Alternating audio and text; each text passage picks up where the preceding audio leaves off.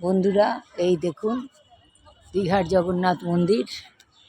আমি সকালে এসে পুজো দিলাম, এবার আপনাদের দেখাচ্ছি। দেখুন খুব সুন্দর দেখতে হয়েছে, দলে দলে লোক আসছে।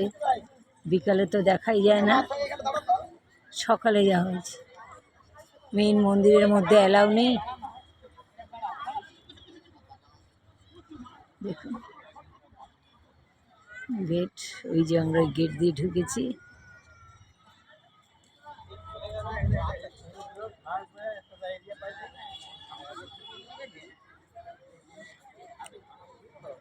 ওখানে দুটো রথ রয়েছে।